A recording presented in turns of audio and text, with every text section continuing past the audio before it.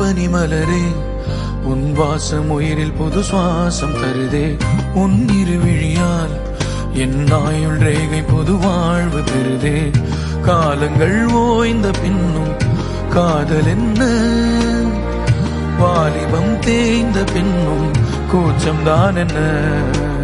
காற்றில் பறக்கும் காத்தாடி நானே, 8 வயதாய் கூத்தாடினேனே. காய்ந்த இலை நானும் பச்சையானே, பாலைவனம் நான்